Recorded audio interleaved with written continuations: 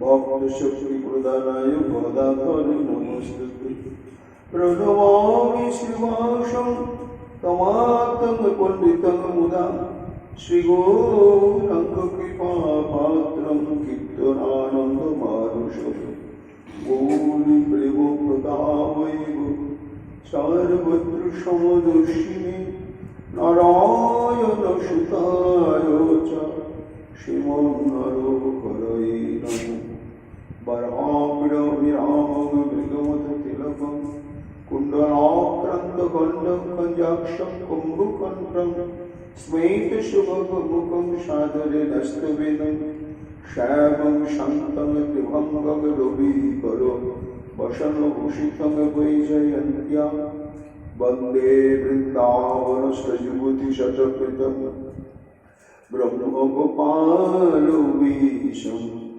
नमो नलिननेत्राय विनोबाद्यविनोदिने राधातरुषुधापालं शालिने गुणमालिने हे कृष्ण करुणा सिन्धु दीनबन्धु जगत्पते गोपेश गोपिकान्त राधाकान्त नमस्तुते मुखं करोति वाचालं पङ्गुलं लङ्घयति गिरिं जयति कृपातमहं वन्दे परमानन्दमाधवम् तप्तो काञ्चन गौराङ्गी राधे वृन्दावनेश्वरी वृषभानुसुते देवी तं नमामि हरिप्रिये महाभावस्वरूपातं कृष्णो प्रियागुरीयसी प्रेमि भक्तिप्रदे देवी राधिकां नमामः वन्दे नन्दव्रजस्त्रीणां पादोरेणुमभिगिरसु यशागुरिपतोद्गीतं पुनाति भुवनत्रयम् अचतुर्वदन ब्रह्मा दिवाहुरपरहुरि अभालोलोचन शम्भु भगवान् वदवरायति जन प्रभजन्तवलोपेतमपेतकृत्यं दैपायन विरह कातर अजहाव पुत्रिति तन्मया तया तर्वयोगिनी दुस्तं सर्वभूतहृदय मुनिमानतोऽस्मि तमादिदेवं करुणनिधानं तमार्गतं सीतावतारम् अपारो संसारसमुद्रसेतुं भजामहे श्रीभागवतस्वरूपम् वञ्चाकल्पतरुभ्यश्च कृपासिन्धुभ्येव च पतितानां वैष्णवेभ्यो नमो नमः जय रूप सनातन भट्टोरघुनाथ श्रीजीव गोपाल भट्टदास रघुनाथ भक्ति भरे बंदिशाल गोसाईर चरण যাহা হইতে বিঘ্ননাশ অভীষ্ট পূরণ। জয় গৌর ভক্তবৃন্দ, গৌর যাদের প্রাণ, সবে মিলে দেহ ভরে নিতাই গৌর ভক্তিদান। নিতাই গৌর হরি বল, নিতাই গৌর হরি বল, নিতাই গৌর হরি বল। জয় জয় নিতাই গৌর হরি হরি বল। ধরো হরির প্রাণ গোরা গোরা গোরা গোরা গোরা গোরা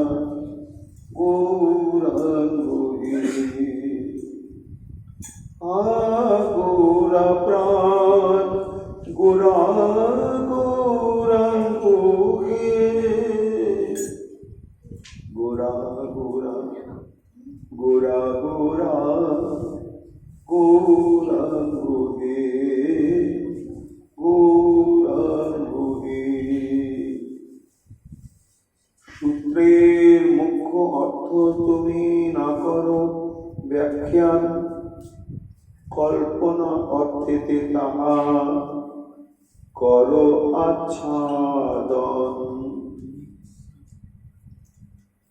কলিযুগ পাবন অবতার প্রেম পুরুষোত্তম পূর্ণ ব্রহ্ম সনাতন পরতত্ত্ব ভগবান শ্রীকৃষ্ণ চৈতন্য মহাপ্রভুর প্রিয় পরিকর কৃষ্ণ ভক্ত চূড়ামণি কবিকুল মুকুটমণি পরম পূজ্যপাদ শ্রীল কৃষ্ণ দাস কবিরাজ গোস্বামী তাঁর শ্রী শ্রী চৈতন্য চরিতামৃত গ্রন্থে মধ্য লীলায় ষষ্ঠ পরিচ্ছেদে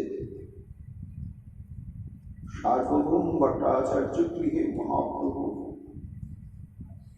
অবস্থান করছেন। তার তথ্য সম্যক উপলব্ধি করতে পারেননি ভট্টাচার্য। তার প্রতি প্রাকৃত মনুষ্য বুদ্ধি পোষণ করে ভট্টাচার্য মহাপ্রভুকে বেদান্ত শ্রবণ করাচ্ছে। সেই প্রসঙ্গে কবিরাজ গোস্বামী পাঠ করছেন, শ্রবণ করতে হবে গৌর কথা। চৈতন্য চরিত এই অমৃতের সিন্ধু কর্ণ তৃপ্ত করে যার এক বিন্দু। অমৃতের সিন্ধু হচ্ছে এই মহাপ্রভুর লীলা কথা। কলিযুগেতে কৃষ্ণ মাধুর্যার সাধন করতে গেলে গৌর মাধুর্যের মাধ্যমেই সেটি আস্বাদ্য। গৌর শরণাগতি এবং শ্রীমন মহাপ্রভুর নাম রূপ গুণ লীলা প্রসঙ্গ সম্পর্কে যতক্ষণ পর্যন্ত আমাদের ঐকান্তিক রুচি নিষ্ঠা আসক্তি জাগ্রত না হবে ততক্ষণ পর্যন্ত এই কলিযুগেতে সেই উন্নত উজ্জ্বল রসাত্মক রাধা গোবিন্দের যে পরকীয়া ভাবাশ্রিত লীলা প্রসঙ্গ তার শ্রবণ কীর্তন এবং স্মরণের যোগ্যতা হবেই না। তাই আদৌ শ্রুত্বাচ গৌরাঙ্গম কৃষ্ণ লীলা প্রকাশকম মহাজন বললেন গায়ন্তি সাধব সর্বে হরি লীলা যথা রুচি। আদৌ শ্রুত্বা অর্থাৎ কৃষ্ণ কথা শ্রবণ মাধুর্যার সাধনের পূর্বেই মহাপ্রভুর প্রসঙ্গ শ্রবণ কীর্তন এবং স্মরণ কর্তব্য। কেন? কৃষ্ণ লীলা প্রকাশক। এই যে উন্নত উজ্জ্বল রসাত্মক দুর্গেয়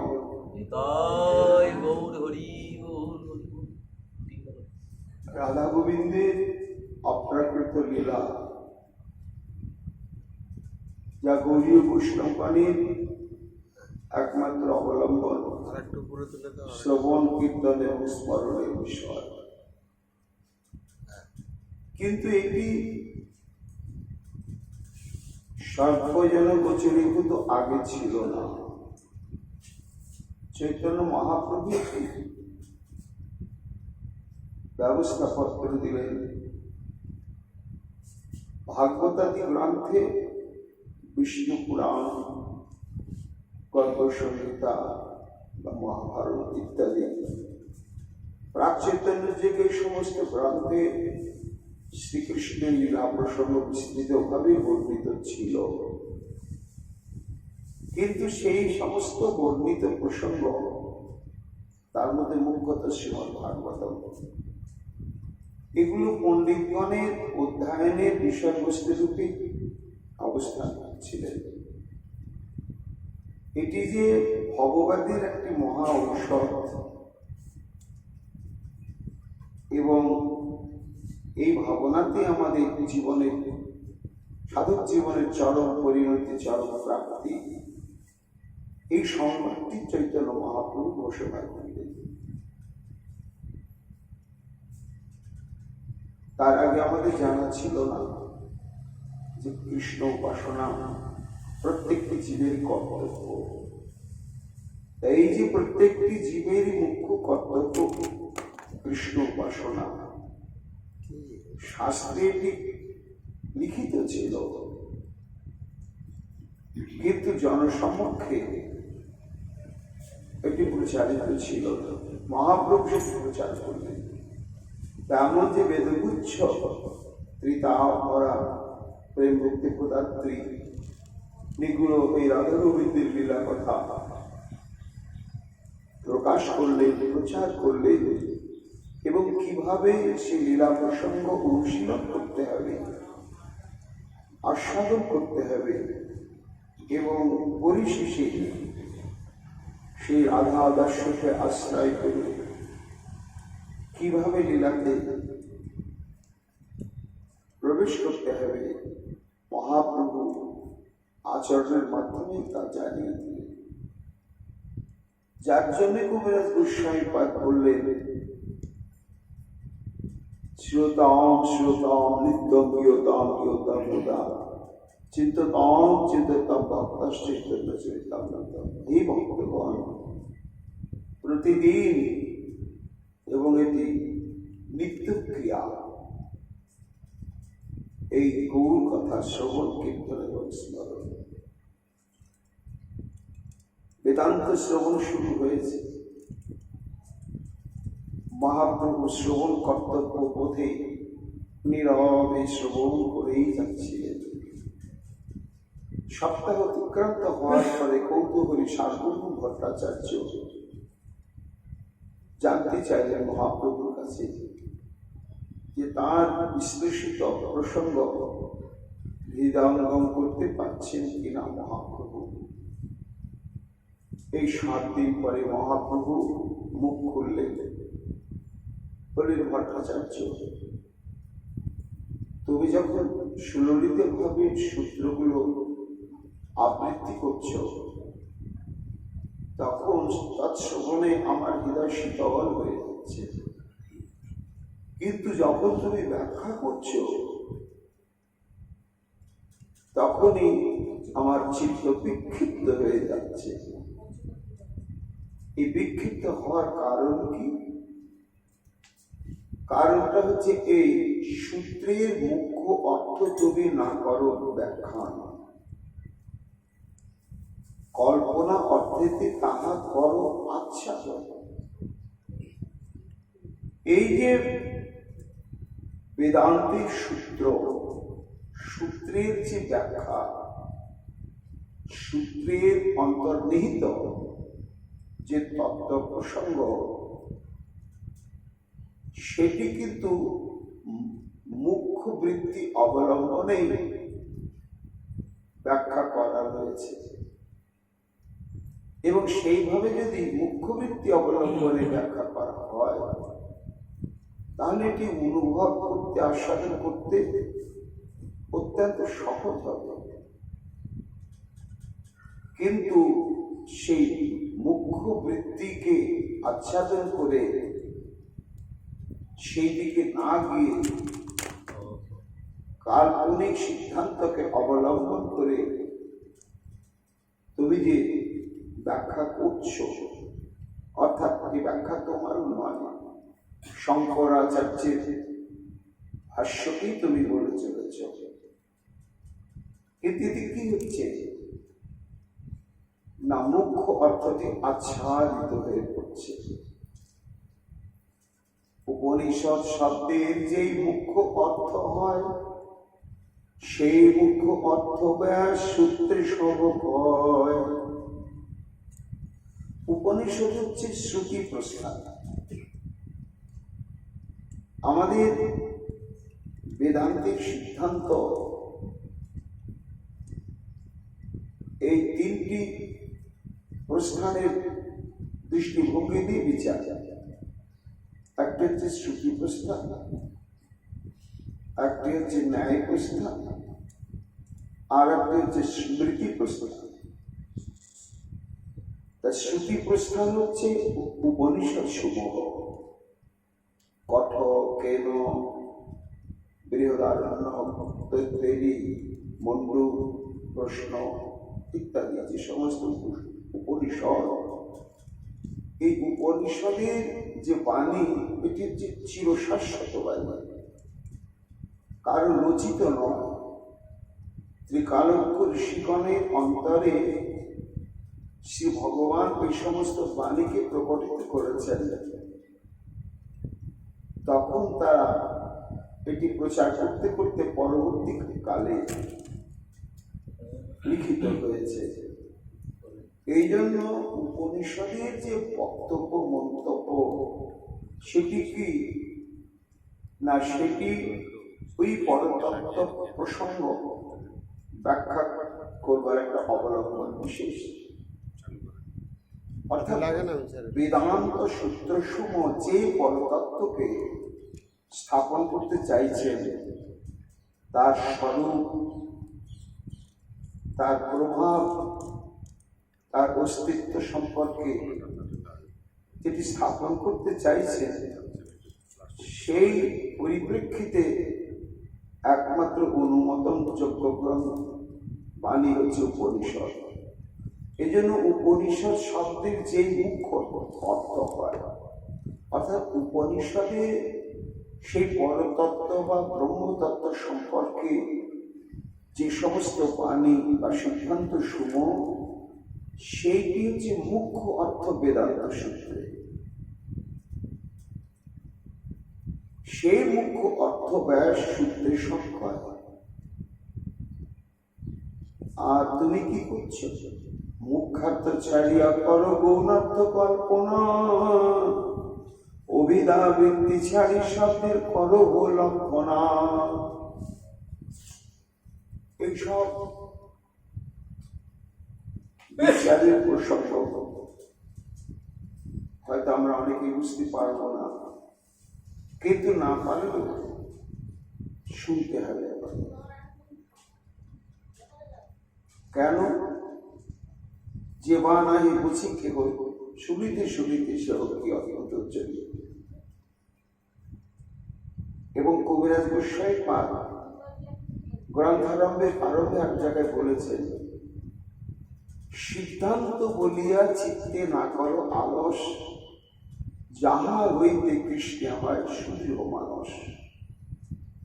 অনেক সময় মহাপ্রভু লীলা প্রসঙ্গগুলো খুব অসাধারণ, সেগুলো বারবার আমাদের শ্রবণ করতে, কীর্তন করতে, অনুশীলন করতে ভালো লাগে।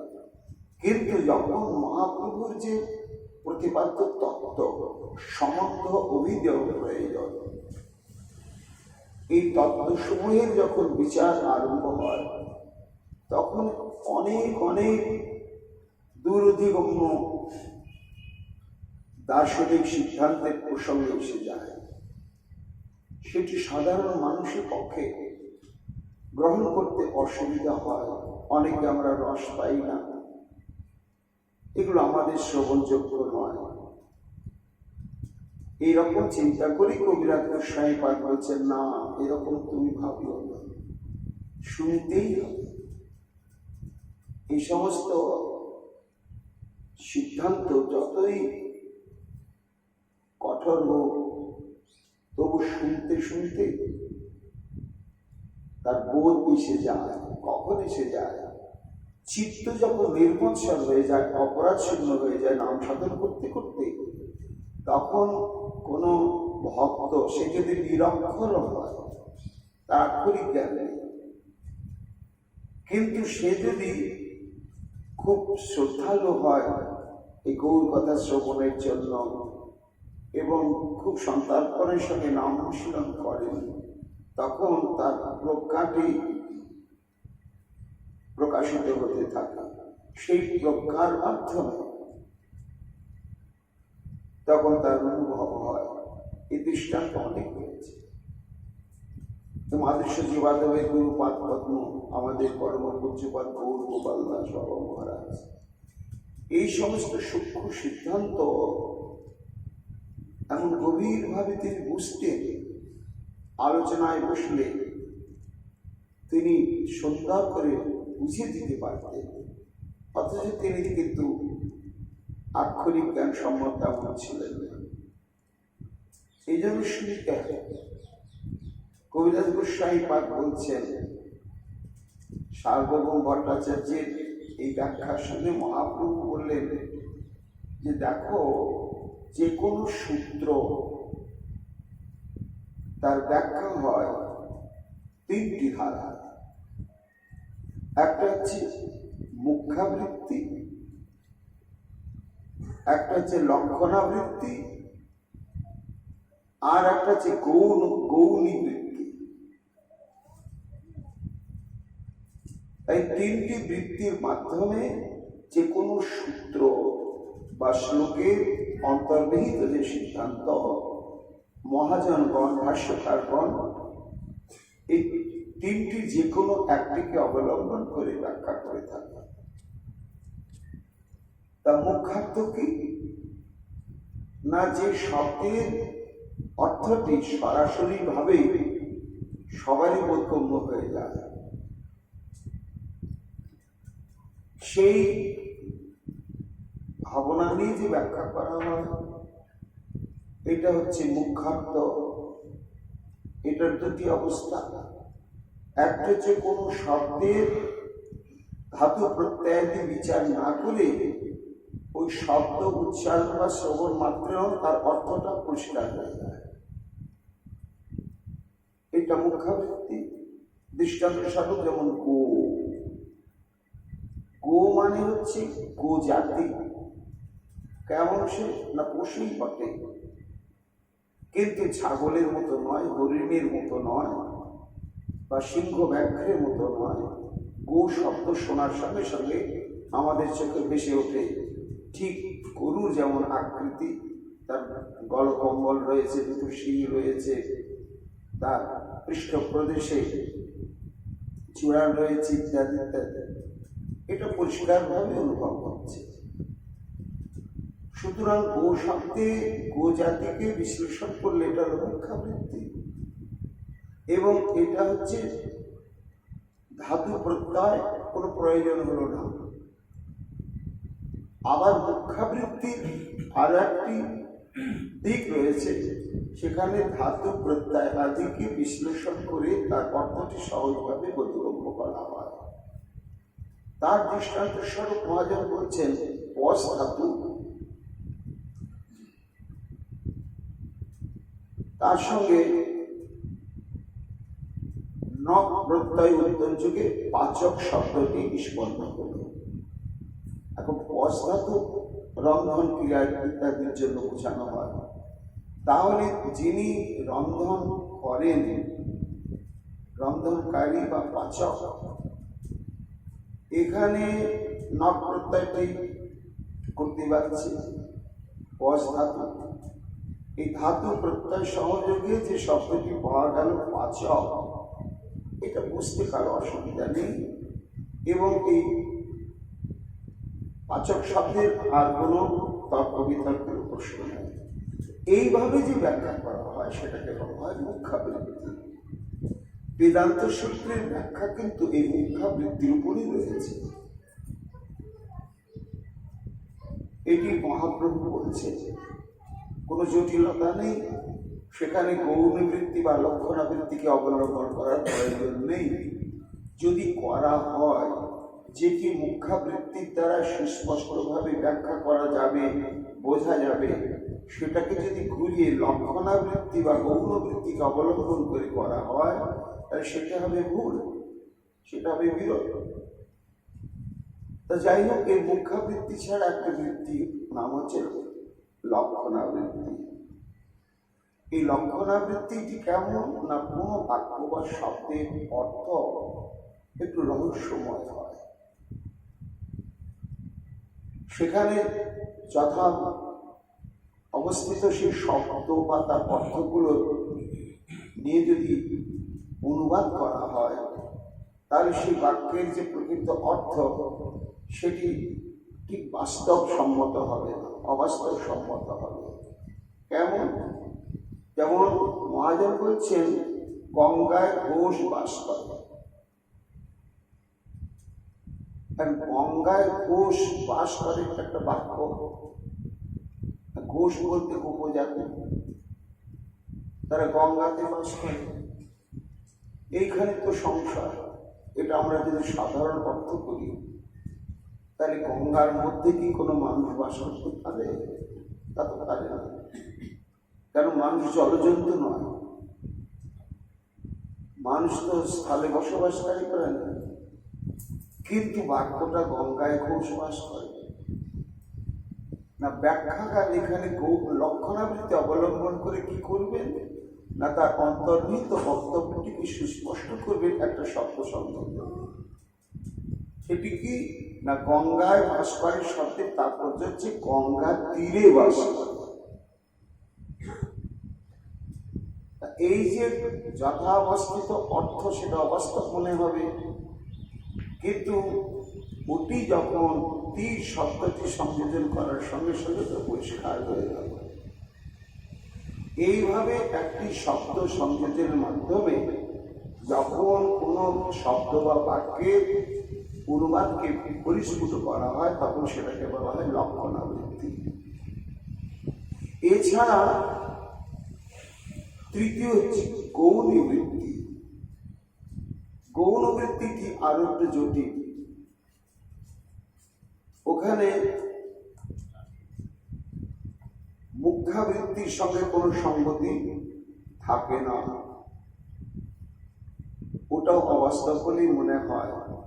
কিন্তু গুণের সাদৃশ্য থাকার জন্য সেটাকে, সেই গুণটাকে বা প্রভাবটাকে গ্রহণ করে সেটার অনুবাদ করা হয়, সেটাকে বলা হয় গৌণী বৃত্তি। সেটা আবার কেমন না, মহাজন দৃষ্টান্ত দিচ্ছেন যে দেবদত্ত নামক একটি যুবক, সে একটা সিংহ।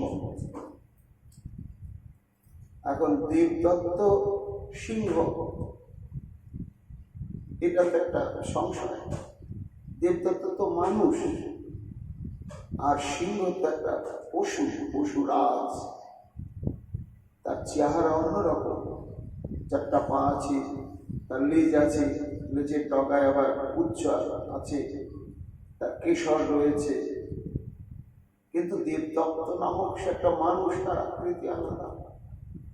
তাহলে দেবদত্ত একটি সিংহ, এটা কি করে সম্ভব? সিংহের সঙ্গে দেবদত্তের কোনো সাম্য নেই, অথচ কিন্তু এটা একটা বাক্য, এটাকে বোঝাতে গিয়ে বলা হচ্ছে। এইবার বলা তো হয়েছে, মহাজন বলেছে, ব্যাখ্যাকার তখন এটাকে ব্যাখ্যা করবেন, তখন ব্যাখ্যা করবেন তখন গৌণী বৃত্তিকে অবলম্বন করবেন। সেটা কি না, দেবদত্ত একটি সিংহ, এখানে আকৃতি সামনে নয়, অর্থাৎ দেবদত্ত একটা মানুষ, তার আকৃতি কখনই সিংহের মতো নয়, কিন্তু সিংহ বলা হচ্ছে না, বিক্রম। একটা পশুরা সিংহের যে বিক্রম, এবং সেই বিক্রমটি অপ্রতিহত। সিংহ কারো ধার ধারে না, অপ্রতিহত ভাবে তার বিক্রম প্রকাশ করে। তা কোনো মানুষ যখন এই রকম বিক্রম প্রকাশে অভ্যস্ত হয়, সমর্থ হয়, তখন সেটি বুঝাতে গিয়ে এই গুণ সামনে বা বিক্রম সামনে অর্থটা করতে হবে। এবং যে অর্থ প্রকাশের বিধি বা নিয়ম, তাকে বলা হচ্ছে গৌণী বৃত্তি। বেদান্ত সূত্রের যে সূত্র, সেগুলো ব্যাখ্যা করতে গিয়ে কিন্তু লক্ষণাবৃত্তিরও প্রয়োজন নেই এবং গৌণী বৃত্তিরও প্রয়োজন নেই। সেটি মহাপ্রভু বলছেন সার্বভৌম ভট্টাচার্যকে, এবং এটি হচ্ছে বিরোধ। কারণ পরিষ্কারভাবে যে বক্তব্যটি মুখ্যাবৃত্তির দ্বারা প্রকাশিত হয়ে যাচ্ছে, সেটাকে ঘুরিয়ে লক্ষণাবৃত্তি বা গৌণী বৃত্তিকে অবলম্বন করে সেটাকে জটিল করে প্রকাশ করতে যাওয়ায় মানে হচ্ছে একটা অবিধি। আর এই মুখ্যাবৃত্তির আর একটা নাম হচ্ছে অবিধা বৃত্তি। এই জন্য তুমি যে এই মুখ্যাবৃত্তিকে ত্যাগ করে গৌণার্থ কল্পনা অবিধাবৃত্তিচারী শব্দের করহ লক্ষণা, কোথাও তুমি লক্ষণাবৃত্তি অবলম্বন করেছ, কোথাও তুমি গৌণী বৃত্তি অবলম্বন করেছ, কিন্তু বেদান্ত সূত্রের ব্যাখ্যায় পরিষ্কার মুখ্যাবৃত্তিতেই হয়ে যাবে। এটি বক্তব্যকে ভয়ঙ্কর জটিল করে ফেলেছে। প্রমাণের মধ্যে শ্রুতি প্রমাণ প্রধান, শ্রুতি যে মুখ্যার্থ কয় সেই সে প্রমাণ। এবার কোন সিদ্ধান্ত ঠিক কিনা এটা সমর্থন করবে আগে শাস্ত্র। শাস্ত্র যদি সমর্থন করে তখন সেটি সন্তোষজনকভাবে গৃহীত হবে। তা বেদান্ত সূত্রের যে অন্তর্নিহিত বিশ্লেষণ বা বক্তব্য সেটি অনুমোদন করেছেন একমাত্র শ্রুতি। এই জন্য শ্রুতি প্রস্থানের প্রমাণ আর স্মৃতি প্রস্থানের প্রমাণ। তা স্মৃতি হচ্ছে শ্রীমদ্ ভাগবত গীতা, তাকে স্মৃতি বলা হয়। কোন বক্তব্যকে যখন ভাগবত গীতার কোন শ্লোককে অবলম্বন করে স্থাপন করা হবে তখন সেটা হবে স্মৃতি প্রস্থান যুগে। কোন বক্তব্যকে যখন উপনিষদের বক্তব্যকে আশ্রয় করে স্থাপন করা হবে তখন সেটা হবে শ্রুতি প্রমাণ যুগে। তা বেদান্ত সূত্রগুলোর যে ব্যাখ্যা সেটি সিদ্ধান্ত রূপে গৃহীত হয়েছে শ্রুতি প্রমাণ। সার্বভৌম ভট্টাচার্য বলছে তার প্রমাণ বলে প্রমাণ সবাই আমরা মানি। দেখো বেদ শাস্ত্র যেটাকে অপবিত্র বলছে, শ্রুতি সেটাকে পবিত্র বলছে, আর সেটা সবাই আমরা মানতে বাধ্য। তার দৃষ্টান্ত শোনো, জীবের অস্থি বিষ্ঠা দুই সংখ্যকময়, শ্রুতি বাক্যে সেই দুই মহাপবিত্র হয়।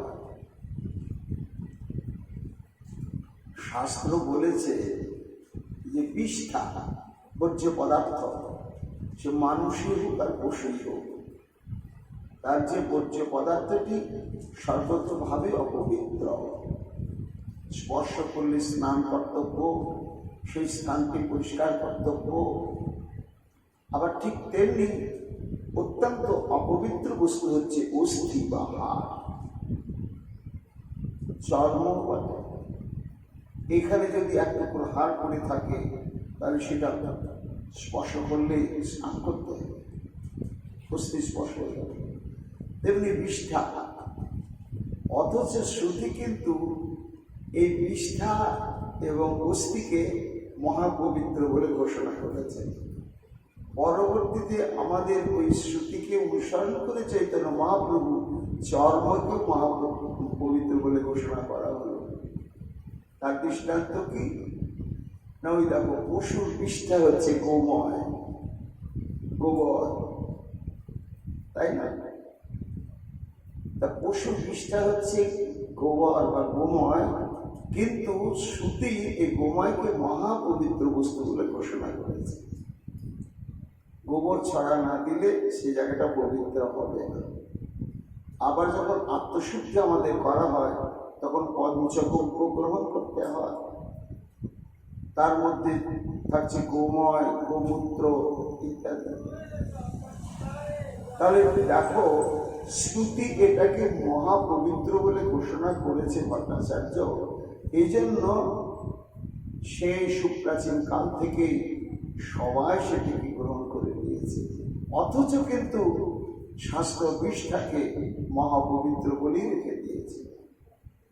তেমনি শঙ্খ হচ্ছে অস্থি। মানুষের শরীরের বা প্রাণী জীবজন্তুর শরীরে যে অস্থি, অস্থির মধ্যে উপাদানগত যে সমস্ত বস্তু রয়েছে শঙ্খের মধ্যে তাই রয়েছে। একটু ভেদ নাই। এই জন্য শঙ্খ হচ্ছে অস্থি, ওই জন্য অস্থি স্পর্শ করলে স্নান কর্তব্য, কিন্তু শঙ্খ স্পর্শ করলে আমরা স্নান করি না। মন্দিরে দেখে দিই শঙ্খ যে স্থানে থাকে মহাপবিত্র। কেন না শ্রুতি শাস্ত্র এটাকে মহাপবিত্র বলে ঘোষণা করেছে। ভগবানের শ্রী হস্তে ধারণ করে। তেমনি চর্ম একটু এখানে যদি চামড়া পরে থাকে, তার লোমবস্ত্র পরে তাকে ফেলে দিয়ে সেখানটায় ধুয়ে মুছে পরিষ্কার করতে হবে। কিন্তু মৃদঙ্গ সে তো চাপ নয়, ও চাপ নয়। কিন্তু মৃদঙ্গের পুজো না করলে আমাদের কোনো মাঙ্গলিক অনুষ্ঠান হবে না। শ্রুতি এটাকে মহাপবিত্র বলে ঘোষণা করেছে। তাহলে শ্রুতির সিদ্ধান্তটাই হচ্ছে সব থেকে গ্রহণযোগ্য। বেদ শাস্ত্রের যা কিছু ঘোষণা করা হয়েছে তার মধ্যে কোনটি গ্রহণযোগ্য কোনটি গ্রহণযোগ্য নয় এই বিচারবোধের সিদ্ধান্তের গ্রন্থ হচ্ছে শ্রুতি শাস্ত্র। তা বেদান্ত সূত্রের যে বিশ্লেষণ সেটি হচ্ছে শ্রুতির আধারের উপরে প্রতিষ্ঠিত, আর তুমি সেটাকে স্বীকার করতে চাও না। শত প্রমাণে বেদ সত্য যেই কহে, লক্ষ্য না করিলে শত প্রামাণ্য হানি হয়। বেদের নির্যাস এই যে বেদান্তের সূত্রগুলো এ মুখার্থেই লিখিত হয়েছে, কিন্তু শঙ্করাচার্য সেটাকে গৌণার্থে বা লক্ষ্য না করে বিশ্লেষণ করেছে। এই জন্য আমার শ্রবণের সুক্ত হচ্ছেই না, বরং চিত্ত বিক্ষিপ্ত হয়ে যাচ্ছে। ভট্টাচার্য দেখো, এই যে সূত্র মহর্ষি ব্যাসদেব তিনি প্রণয়ন করেছেন, প্রত্যেকটি সূত্রকে একটু ভাবতে গেলে তার অর্থটি হৃদয়ে আপনি হৃদয়ঙ্গম হয়ে যায়। কেন? ব্যাসের সূত্রের অর্থ সূর্যের কিরণ, কল্পিত ভাষ্য মেঘে তা করে আচ্ছাদন। অর্থাৎ ব্রহ্মসূত্রের যে অন্তর্নিহিত তাৎপর্য যারা ভালোভাবে ব্যাকরণ জানে এবং ভক্তিপথকে অবলম্বন করেছে, তারা সূত্র শ্রবণ বা চিন্তন মাত্রের সূত্রের অন্তর্নিহিত মন্তব্য বক্তব্য তার অনুভব করে। কিন্তু শঙ্করাচার্য সেটাকে গৌণী এবং লক্ষণাবৃত্তি অবলম্বন করে ব্যাখ্যা করতে গিয়ে তাকে আচ্ছাদিত করা হয়েছে। বেদ পুরাণে কহে ব্রহ্ম নিরূপণ, সেই ব্রহ্ম বৃহৎ বস্তু ঈশ্বর লক্ষণ। সার্বভৌম ভট্টাচার্য বলছেন শ্রীকৃষ্ণ চৈতন্য। এই বক্তব্যের একটা দৃষ্টান্ত পেলে ভালো হতো না। দেখো, বেদান্তকে বলা হচ্ছে ব্রহ্মসূত্র, আবার সূত্রে বলা হয়েছে অথাত ব্রহ্ম জিজ্ঞাসা। তাহলে এটা বুঝতে আমাদের অসুবিধা নেই যে ব্রহ্মসূত্র মানেই হচ্ছে ব্রহ্ম সমন্বিত, ব্রহ্ম তত্ত্ব সমন্বিত। ব্রহ্মকে স্থাপনের জন্যই, ব্রহ্মের বৈশিষ্ট্যটি প্রকাশের জন্যই এই 555টি সূত্র ব্যাসদেব লিখেছেন বা প্রণয়ন করেছেন। এইবার যে ব্রহ্মকে শঙ্করাচার্য কি বলছেন? নির্বিশেষ, নিরাকার, কেবল তিনি অনুভব বেদ্য, আর তিনি কিছু না। কিন্তু সেটা কি করে সম্ভব হয়? ব্রহ্ম সবিশেষ নয়, ব্রহ্ম নিরাকার, ব্রহ্ম নির্বিশেষ বা নিঃশক্তি।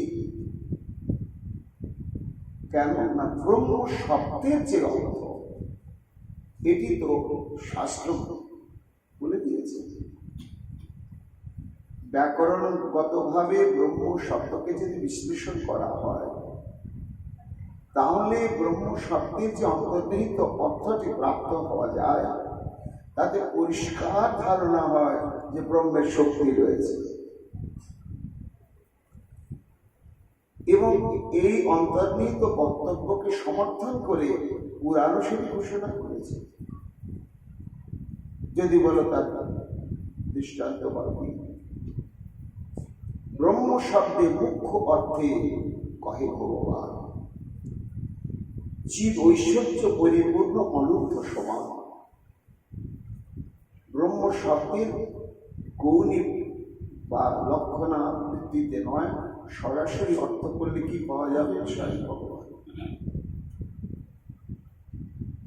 যদি বলো তার প্রমাণ, না শোনো, এই ব্রহ্ম শব্দটি কিভাবে নিষ্পন্ন হয়েছে? না, বৃহৎ ধাতু করতে পারছে মন প্রত্যয় সংযোগে এই ব্রহ্ম শব্দটি নিষ্পন্ন হয়েছে। এবার বৃহৎ ধাতু অর্থটা কেন? না, শাস্ত্রকার বলেছেন বৃহৎ ধাতু হচ্ছে বৃহৎতা। তাহলে এই বৃহৎ ধাতুর অর্থ যদি বৃহৎতা হয় এবং তার সঙ্গে করতে পারছে মন,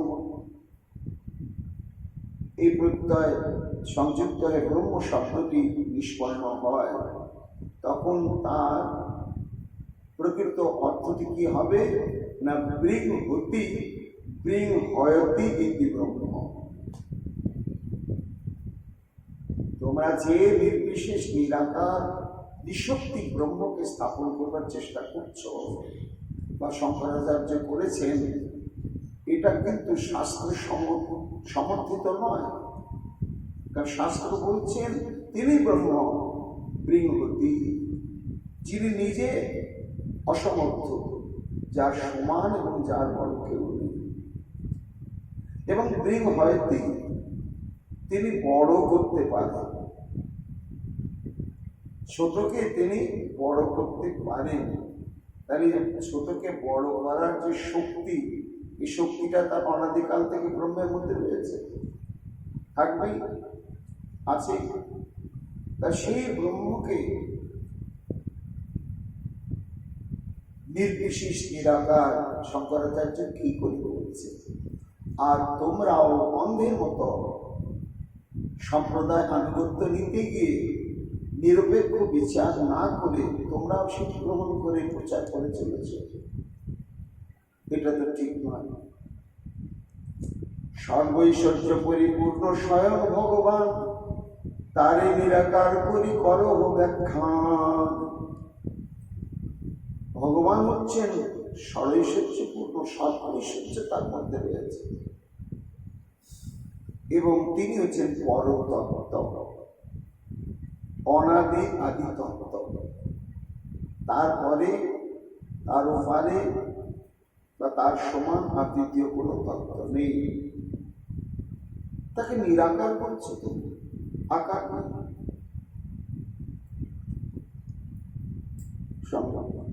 বলছেন সার্বভৌম ভট্টাচার্য, এ চৈতন্য, এটা তো আমি বলছি না, শঙ্করাচার্য বলছেন না, ওই উপনিষদাদি তাকে এটা বলিয়েছেন। তো উপনিষদাদি আছে কি?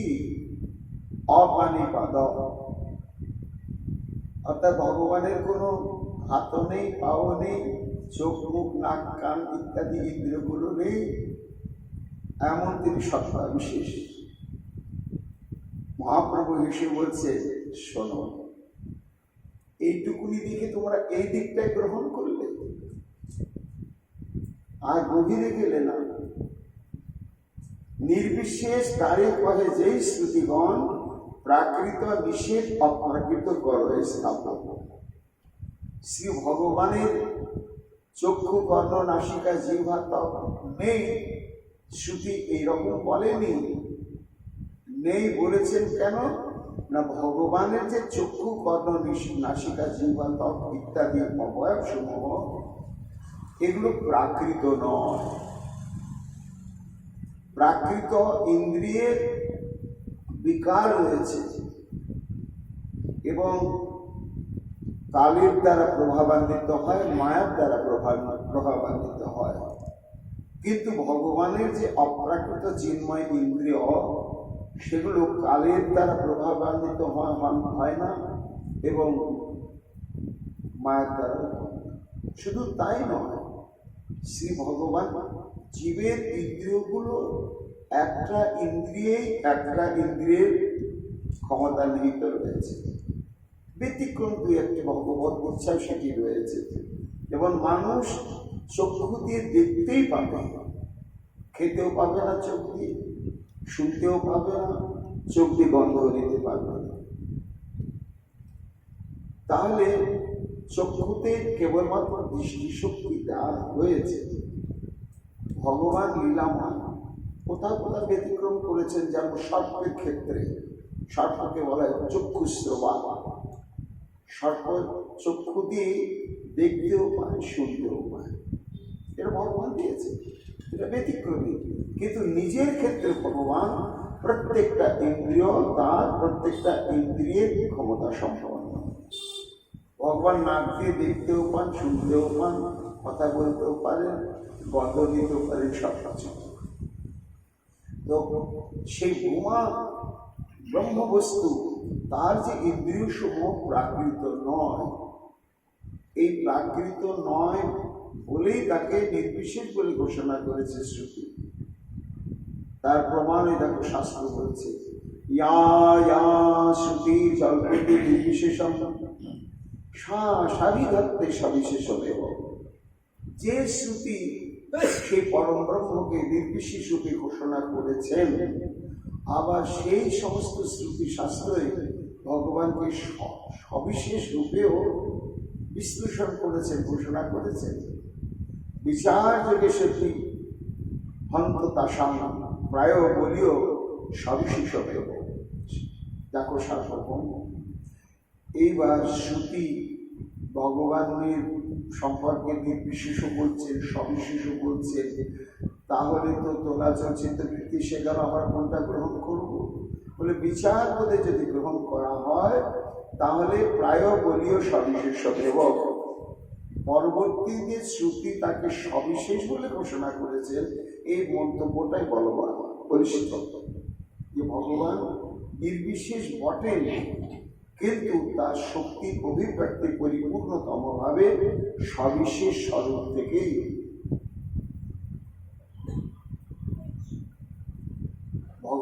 তিনি যে ব্রহ্মবস্তু যে সবিশেষ কি করে বুঝবো?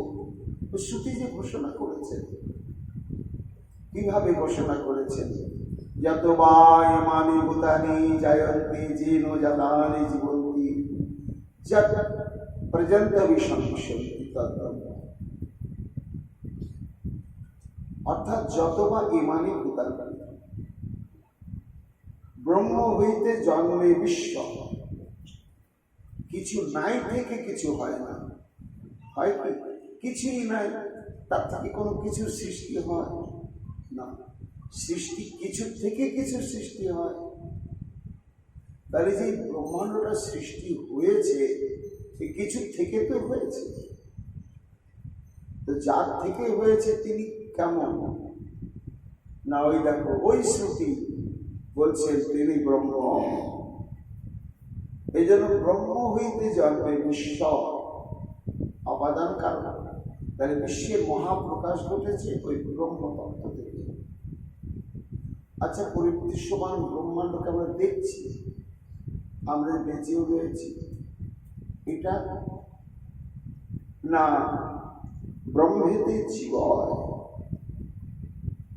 উপনিষদ এটাকে বলেন যেন জাতানি জীবন।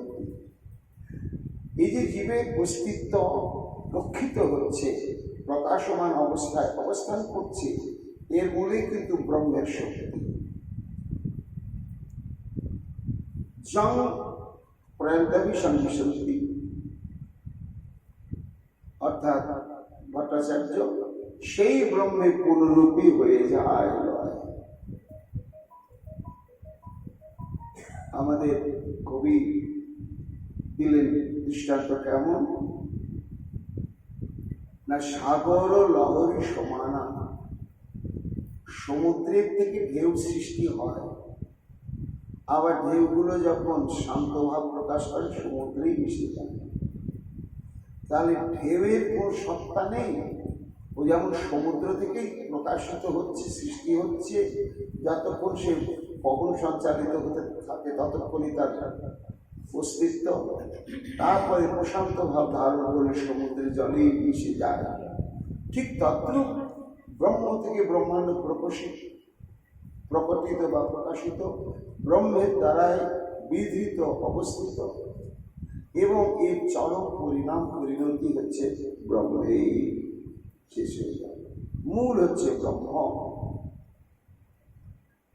অপাদান, কারণ, অধিকরণ, কারকতি, ভগবানের সবিশেষ, এই তিনটি পণ্ডিতে আলোচনা হচ্ছে। তো তাই এখানে একটু পাণ্ডিত্যের মাধ্যমেই তো ভট্টাচার্যকে বুঝাতে হবে। দেখো, সেই ব্রহ্ম বস্তু ব্রহ্মসূত্রের দ্বারা তোমরা যেটাকে প্রতিপাদন করবার জন্য চেষ্টা করেছ, সেই ব্রহ্ম থেকেই ব্রহ্মাণ্ড সৃষ্টি। এটা অপাদান কারণ। আবার করণ কারক, যেন জাগানি জীবন্তী, এই ব্রহ্মের দ্বারাই জগতের অস্তিত্ব বিধৃত হচ্ছে। অধিকরণ, এর চরম পরিসমাপ্তি কি না ব্রহ্মই। এই যে তিনটি কারক, একটি হচ্ছে অপাদান, একটি করণ, একটি অধিকরণ,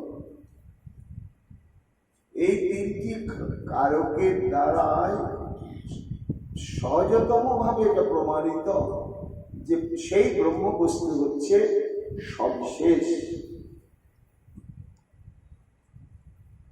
ভগবান বহু হইতে যবে কইল মন, প্রাকৃত শক্তিতে তবে কইল বিলোপন। প্রশ্ন করছে সার্বভৌম ভট্টাচার্য কৃষ্ণ চৈতন্য। আচ্ছা, ব্রহ্ম মানে ভগবান, তার থেকে সৃষ্টি হলো, তাকে নিষেধ বলা হচ্ছে, তার কোনো ইন্দ্রাদি নেই, এ বিষয়ে কি বক্তব্য মন্তব্য? না, ভগবানের মধ্যে যখন শিশ্রিক্ষা, আমি সৃষ্টি করব, এই বাসনাটা প্রথমে জাগে। যখন এই বাসনা জাগে, তখন ভগবানের যে ক্রিয়াশক্তি সক্রিয় হয়ে যায়। তখন এই সৃষ্টি বাসনাকে বাস্তবায়িত করবার জন্য ভগবান কি করলেন? তাকালেন। এটা শ্রুতিতেও বলা হয়েছে, তদক্ষা। তাকালেন, তাহলে তার দৃষ্টিশক্তি আছে। তাকে কিভাবে নির্বিশেষ বলা হচ্ছে? কিন্তু এই যে ভগবান সেই ভারসাম্য অবস্থা প্রাপ্ত প্রকৃতির দিকে যে তাকালেন, এই দৃষ্টিশক্তি এই জড় জগতের মানুষের দৃষ্টিশক্তির সঙ্গে মিলবে না। এই যে ভগবানের দৃষ্টিশক্তিটি, এটা হচ্ছে অপ্রাকৃত চিন্ময়। সেকালে নাহিক জন্মে প্রাকৃত মন নয়ন, অতএব অপ্রাকৃত ব্রহ্মের নেত্রমন। ভগবান যখন তাকালেন, তখন কি ব্রহ্মাণ্ডের সৃষ্টি হয়েছিল চক্ষু কর্ণ নাসিকা জীবতক? না, অনাদি অনন্তকাল থেকে ভগবানের যে দৃষ্টিশক্তিটা ছিল, আছে, থাকবে। সেই দৃষ্টিশক্তিটা ক্রিয়াশীল হলো যখন ভগবানের অন্তরে শিশ্রিক্ষা বাসনাটা জাগলো, তখন তিনি প্রকৃতির দিকে ইক্ষণ করলেন। এই জন্য ওই ভগবানের দৃষ্টিশক্তিটা প্রাকৃত জগতের দৃষ্টিশক্তির সঙ্গে মিলবে না বলে তাকে নির্বিশেষ বলা হচ্ছে। ব্রহ্ম শব্দ কহে পূর্ণ স্বয়ং ভগবান, স্বয়ং ভগবান কৃষ্ণ শাস্ত্রের প্রমাণ। কবিরাজ গোস্বাই পাদ বলছে, মহাপ্রভু কৌশলে বড় তত্ত্ব যে শ্রীকৃষ্ণ, সার্বভৌম ভট্টাচার্যের চিন্তাধারাকে সেই দিকে নিয়ে যাচ্ছে। তাহলে বুঝলে ব্রহ্ম হচ্ছে পরতত্ত্ব, সেই ব্রহ্ম হচ্ছে সশক্তি বা সবিশেষ। এটা আমি শাস্ত্র সিদ্ধান্তে তোমাকে নিশ্চয় বুঝাতে পারলাম না। এইবার সেই যে পরম ব্রহ্ম বস্তুটির স্বরূপটা কেমন? তিনি কি নারায়ণ স্বরূপ, না মৎস্যকুর্ম ইত্যাদি স্বরূপ, না কোন স্বরূপ? না, ব্রহ্ম শব্দে কহে পূর্ণ স্বয়ং ভগবান, এটা তো প্রমাণিত হলো। এবার স্বয়ং ভগবান কৃষ্ণ শাস্ত্রে সেই পরম ব্রহ্ম বলতে একমাত্র ঈশ্বর পরম কৃষ্ণ সচ্চিদানন্দ বিগ্রহ অনাদির আদি গোবিন্দ, সেই গোবিন্দকেই বুঝায়, শ্রীকৃষ্ণকেই বুঝায়, আর কাউকে বুঝানো হয় না। সার্বভৌম ভট্টাচার্য বিস্মিত হয়ে যাচ্ছে, বোধগম্য হতে চাইছে না। নির্বিশেষ জ্ঞান চর্চা করতে করতে করতে করতে চিত্তবৃত্তিটা তার অন্য দিকে নিরন্তর প্রবাহিত। প্রশ্ন জাগলো, এটা তো যুক্তি তর্কের দ্বারা মহাপ্রভু বললেন যে পরম ব্রহ্ম শব্দে শ্রীকৃষ্ণ, কিন্তু প্রভুর এই বক্তব্যের মধ্যে কি কোনো শাস্ত্রীয় অনুমোদন আছে? যে বেদান্তের যে পরম ব্রহ্ম বলা হয়েছে, সে পরম ব্রহ্মদের যে পরতত্ত্ব, তিনি নির্বিশেষ বটেন, সবিশেষ বটেন, সবই হল। কিন্তু সেই পরতত্ত্ব ব্রহ্মকে বুঝাতে গিয়ে একমাত্র কৃষ্ণকে নির্দেশিত করা হচ্ছে, এটা তো যুক্তি তর্কের দ্বারা প্রমাণিত হলো। তো শাস্ত্রে কি এটা ঘোষণা করা হয়েছে? মহাপ্রভু হেসে বলছেন, হ্যাঁ। কে ঘোষণা করেছেন? স্বয়ং বেদকর্তা ব্রহ্মা। স্বয়ং ব্রহ্মা, যার থেকে বেদের প্রকাশ, সবকিছু প্রকাশের মূল হচ্ছে সেই ব্রহ্মা। কবে, কোথায়, কি করে বললেন? ওই যে শ্রীমদ্ ভাগবতে দশম স্কন্ধে 14 অধ্যায় ব্রহ্মমোহন লীলায় বিমুক্ত হয়ে গিয়েছে। যখন ব্রহ্মা চিনতে পারলেন, জানতে পারলেন শ্রীকৃষ্ণের প্রকৃত তত্ত্ব এবং স্বরূপ, এটি শ্রীকৃষ্ণের কৃপাতেই জানতে পারলেন, তখন তিনি অভিভূত হয়ে গেলেন, বিস্মিত হয়ে গেলেন, আশ্চর্যান্বিত হয়ে গেলেন, উচ্ছ্বাসে বললেন, অহোভাগ্য মহোভাগ্য নন্দগোপ ব্রজকোশম চন্মিত্রং পরমানন্দ পূর্ণ ব্রহ্ম সনাতন। তিনি ক্রমে ক্রমে কৃষ্ণের সমস্ত বাল্যলীলা প্রসঙ্গগুলোই অনুধাবন করতে সক্ষম হলেন। চিত্তে ভেসে উঠল দামোদর লীলা। কি এটা কেশ বন্ধনের রজ্জু গিটটা ছিটতে খুলতে পারছেন না সর্বশক্তিমত্তার যিনি চরমতম তত্ত্ববিশেষ। কি অদ্ভুত এই ব্রজবাসী প্রেম! ওই যে নন্দ বাবা ভারী ভারী বড় বড় খড়গুলো কি কষ্টে বুকে তুলে নিয়ে, মাথায় তুলে নিয়ে যাচ্ছে হেঁটে হেঁটে। কে উনি? পরমানন্দম পূর্ণম ব্রহ্ম সনাতন। উনি হচ্ছেন পরমানন্দ স্বরূপ, নিত্য শাশ্বত সনাতন সচ্চেতন স্বরূপ। উনি পূর্ণানন্দময় চিন্ময় পূর্ণ তত্ত্ব, এবং উনি পরম ব্রহ্ম, নিত্য শাশ্বত সনাতন। কিন্তু কি ভাগ্য এই মা যশোমতী এবং নন্দ বাবা তথা সমগ্র ব্রজবাসী, যে যাদের একমাত্র প্রেমাস্পদ ভালোবাসার মহা সম্পদ হচ্ছেন পরম ব্রহ্ম, সেই সনাতন পুরুষ শ্রীকৃষ্ণ। মহাপ্রভু বলছেন, তাহলে তুমি ভাগবতের এই বাণীকে মিথ্যা বলবে? ব্রহ্মার এই মন্তব্যকে তুমি কাল্পনিক বলবে? বলতে পারবে না। তাহলে বেদান্তের যে প্রতিপাদ্য তত্ত্ব পরম ব্রহ্ম, আর সেই পরম ব্রহ্ম যে সাক্ষাৎ শ্রীকৃষ্ণ, এটি প্রমাণিত হয়ে গেল তোমার কাছে। অপানি পাদশ্রুতি বর্জ্যে প্রাকৃত পানি চরণ, পুনকয়ে শীঘ্র চলে করে সর্বগ্রহণ। তাহলে শ্রুতি কেন তাকে অপানি পাদ বলছে?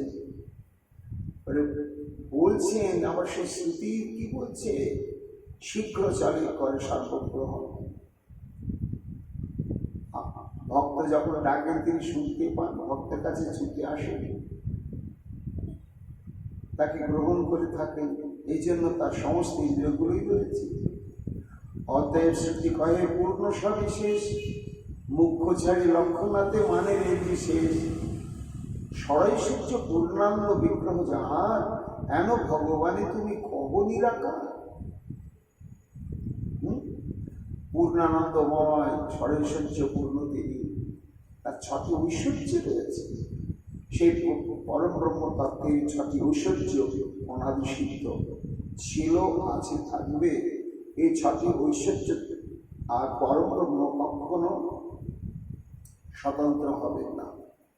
এই 6টি ঐশ্বর্য কি? ঐশ্বর্য হচ্ছে সমর্পস্য, বীর্যস্য যশস্য, জ্ঞান বৈরাগ্য ঐশ্বৈব স্বর্ণাঙ্গী স্মৃত।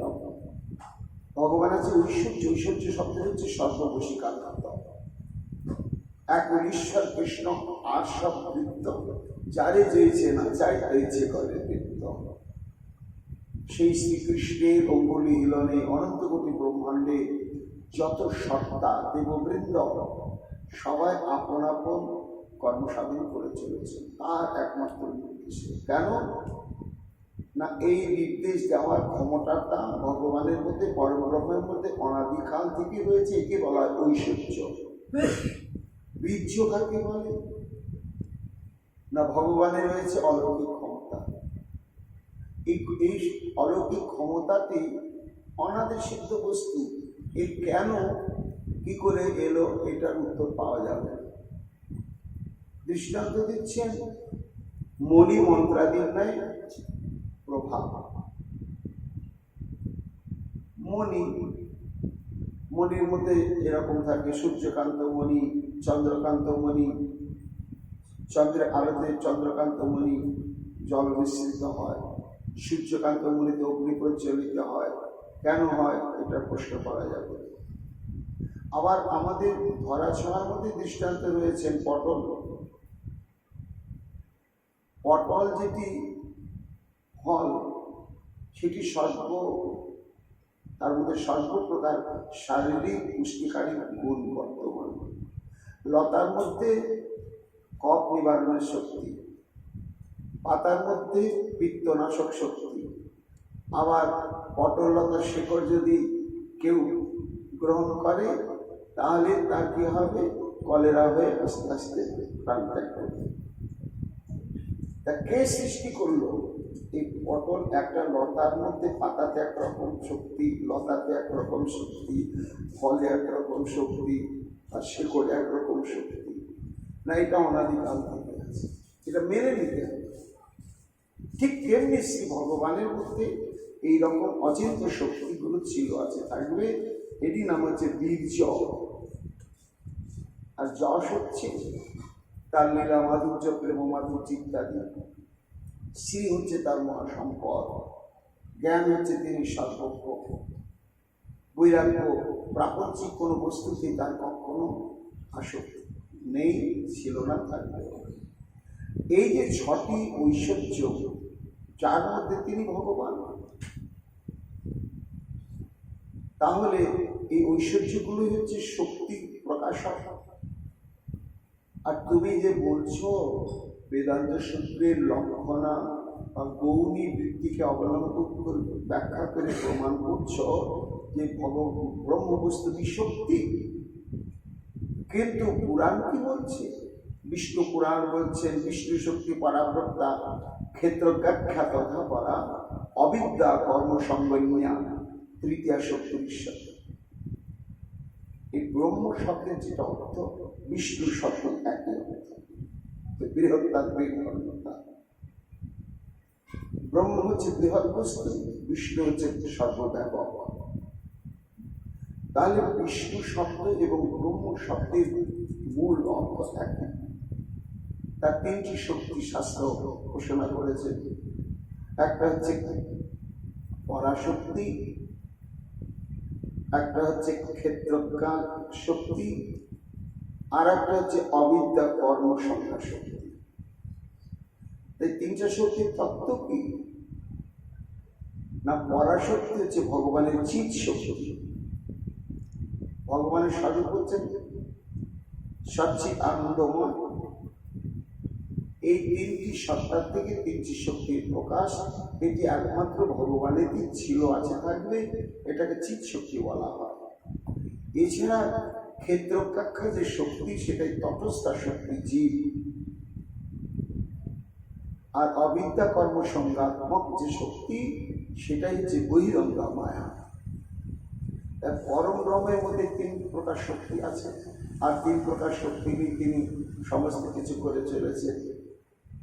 তাহলে তাকে নিঃশক্তি কেন তোমরা বলছো? সচ্চিৎ আনন্দময় ঈশ্বর স্বরূপ তিন অংশে চিৎ শক্তি হয় তিন রূপ। আনন্দাংশে লাহাদির সদাংশে সন্ধিনী, চিদংশে সম্বিজ্জালে জ্ঞান করি মানি। অন্তরঙ্গা চিৎ শক্তি তটস্থা জীব শক্তি, বহিরঙ্গা মায়াতিনে করে প্রেম ভক্তি। শক্তি সর্বক্ষণ শক্তি মানকে সুখী করবার জন্য, তৃপ্ত করবার জন্য সচেষ্ট থাকে। এটা কি বলা হয়? ভক্তি। জীবের মুখ্য অন্তর্নিহিত শক্তি হচ্ছে ভগবানের সেবা করা। চিৎ শক্তিও ভগবানকে সেবা করে চলেছে। এবং বহিরঙ্গা মায়া, সেও ভগবানের দাসী, সেও ভগবানের সুখ বিধানের জন্যই তার বৈশিষ্ট্য গুণগুলো প্রকাশ করে চলেছে। সরবিদ ঐশ্বর্য প্রভু চিৎ শক্তি বিলাস, জ্ঞান শক্তি নাই মানব পরম সাহস। মায়াধীশ মায়াবশ ঈশ্বরে জীবের ভেদ, হেন জীব ঈশ্বরের সঙ্গে করহ হবে। তোমার শঙ্করাচার্য কি বলেছে? ব্রহ্ম সত্যম জগৎ মিথ্যা, জীব ব্রহ্মই গোনা পর। জীব ব্রহ্ম করে জীব ব্রহ্ম হয়। ব্রহ্ম হচ্ছে মায়াধীশ বা মায়াতীত, আর জীব হচ্ছে মায়াধীন। মায়ার প্রভাবে ভয়ঙ্কর ভাবে প্রভাবান্বিত। তাহলে যে বস্তুটি মায়াধীন, তিনি যিনি মায়াতীত বা মায়াধীশ, এখন কি করবে? কখনো না। আর জীব যে ভগবানের একটা শক্তি। এই দেখো, এতক্ষণ শ্রুতি প্রস্থানে তোমার সঙ্গে কথা হচ্ছিল, এবার স্মৃতি প্রস্থানের দৃষ্টান্ত তুলছি। স্মৃতি প্রস্থান মানে হচ্ছে শ্রীমদ্ ভাগবত গীতা। গীতাতে জীবকে ভগবানের শক্তি বলা হচ্ছে। ভগবান সপ্তম অধ্যায় বললেন, অপরেও বিদস্তান প্রকৃতি বৃদ্ধিবে পরাম জীবভূতা মহাভাব জয় জয়তে যাব। এই মহাভাব অর্জুন, যে ভগবানের যে শক্তির দ্বারা এই জগৎ ব্রহ্মাণ্ড বিধৃত রয়েছে, সেটি জীবশক্তি নামক একটা উৎকৃষ্ট প্রকৃতি। এর আগের শ্লোকে তোমাকে আমি মূল অষ্ট প্রকৃতির কথা বলেছি। সে অষ্ট প্রকৃতি হচ্ছে তোমার খিতি, অপতেজ, মরুবম, মন, বুদ্ধি, অহংকার। এছাড়া একটা উৎকৃষ্টা প্রকৃতির নামই হচ্ছে জীব প্রকৃতি। এ হচ্ছে ভগবানের তটস্থা শক্তি। এই তটস্থা শক্তির দ্বারা ব্রহ্মাণ্ড বিধৃত। তাহলে স্মৃতি প্রস্থান ভগবানকে সশক্তি বলে বা পরম ব্রহ্মকে সশক্তি বলে স্বীকৃতি দিয়েছেন, ঘোষণা করেছেন। ঈশ্বরের শ্রী বিগ্রহ সচ্চিদানন্দকার, শ্রী বিগ্রহে কহ সত্য গুণের, সত্য গুণের অধিকার। ভগবানের বিগ্রহকে তোমরা মানো না। সাধারণ জড়বস্তু বলো বা সত্যের বিকার বলো, কিন্তু ভগবানের যে প্রতিমা বা বিগ্রহ, সেটা না মানলে কত ভয়ঙ্কর অপরাধ হয়। শ্রী বিগ্রহ যে না মানে সেই তো পাষণ্ডী, অদৃশ্য অস্পৃশ্য সেই হয় জগদম্বী। বিগ্রহকে যদি স্বীকৃতি দেওয়া না হয় তাহলে সে ভয়ঙ্কর অপরাধী, অস্পৃশ্য। এই নিয়ে অনেক দৃষ্টান্ত রয়েছে। জয়পুরের রাজা বংশধর আজও মন্দিরে প্রবেশ করতে পারেন না। কেন না, বিগ্রহ যে ভগবান এটা ভেদ বুদ্ধি এনেছিলেন। পূজারী প্রসাদী মালা রাজাকে পরাতে গিয়ে দেখছে তার মধ্যে চুল আছে, রাজা তো রেগে গিয়ে। পূজারী তো সন্তর্পণে মালাটা পরিয়েছেন গোবিন্দজিকে, তখন চুল কেশ ছিল না, তাহলে খুলে নিয়ে সেই প্রসাদী মালা যখন রাজাকে দেওয়া হচ্ছে তখন কেশ দেখা যাচ্ছে, তাহলে ওটা প্রভুরই কেশ। সে ছিল সরল বিশ্বাসী এবং গোবিন্দে অপ্রাকৃত চিন্ময় বুদ্ধি সম্পন্ন। সে বললে, মহারাজ ওটি প্রভুরই কেশ, মনে কিছু করবেন না, কোনো অপবিত্র নয়। বলে, বেটা তুমি শাস্তি পাওয়ার ভয়ে এখন আমার কাছে পটপট করে মিথ্যে কথা বলছো। হ্যাঁ, গোবিন্দের মাথায় কেশ আছে তো, পাথরের বিগ্রহ। হ্যাঁ, তার মাথায় কেশ থাকবে কোথার থেকে? মানে মহারাজ আপনি যেভাবে পরীক্ষা করবেন করুন। ও বেটা, তুমি আমার চোখে ধুলো দেওয়ার জন্য ওই গোবিন্দের মাথায় পরছিল করিয়ে রেখেছ, দেখছি আমি।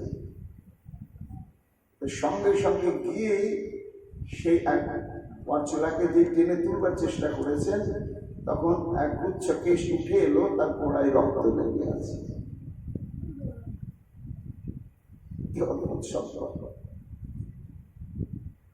দৈববাণী, তুমি আমাকে প্রাকৃত বুদ্ধি করলে, তোমাদের বংশার কোনোদিন এই মন্দির প্রবেশ করতে পারবে না। তাহলে ভগবানের যে বিগ্রহ সেটা প্রাকৃত নয়, সাক্ষাৎ। আর তোমরা সেই বিগ্রহকে প্রাকৃত বোধ করো। এই বিগ্রহকে স্বীকৃতি না দাও, বেদকে স্বীকৃতি না দাও, আর সেটি পাষাণ্ড ধর্ম। বিগ্রহ যারা মানে সেই তো প্রাসঙ্গিক, অদৃশ্য অস্পৃশ্য সেই জগদম্বী। বেদ না মানিয়া বলতো হয়তো নাস্তিক, বেদাশ্রয় নাস্তিক বা বৌদ্ধতে অধিক। বেদের এই সমস্ত সিদ্ধান্ত বুদ্ধদেব স্বীকার না করার জন্যই বুদ্ধদেব সব সম্প্রদায় থেকে চিরকালই বঞ্চিত থেকে গেলেন। তার নাস্তিকতাবাদ কখনো গ্রহণযোগ্য হলো না বৈদিকভাবে, সম্প্রদায় অনুরোধে। এই সমস্ত সিদ্ধান্ত শ্রবণ করতে করতে শঙ্করাচার্যের মানসিকতাটা কেমন হলো মহাপ্রভুর কৃপায় আগামীকাল আমরা তা শ্রবণ কীর্তন করবো। এখন তার মতো আমাদের গৌর কথা এখানে বিশ্রাম লাভ করছি। নিতাই গৌর হরি বল, গৌর হরি বল। জয় জয়।